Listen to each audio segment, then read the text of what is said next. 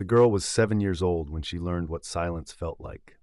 She sat on a narrow foster home bed, morning light slipping through a dusty window, holding a photograph that time had nearly erased.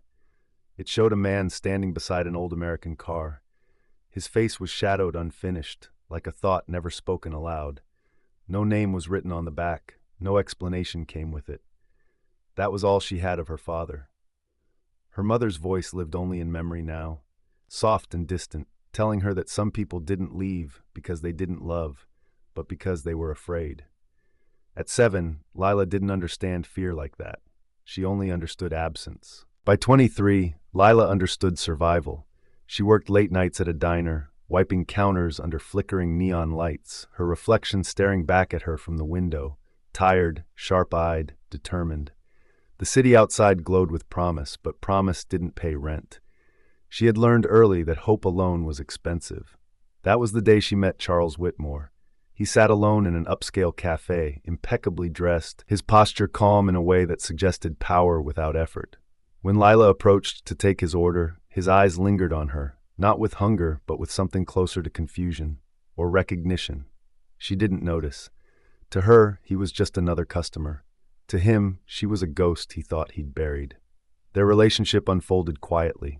Walks through polished city streets, elegant dinners where money dissolved worry. Lila laughed more than she had in years. Charles listened to her like no one ever had. He admired her strength, her discipline, the way she never asked for more than she was offered.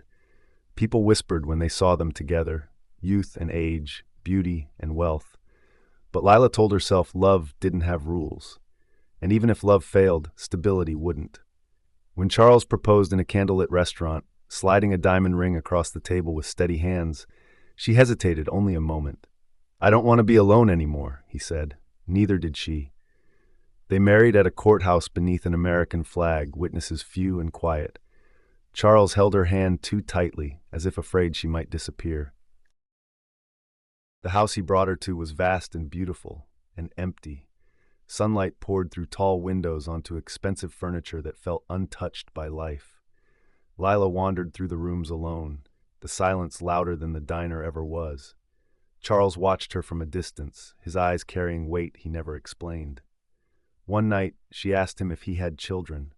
No, he answered too quickly. Another night, her mother's name appeared on television. Charles flinched like he'd been struck. "That was my mother's name," Lila said casually.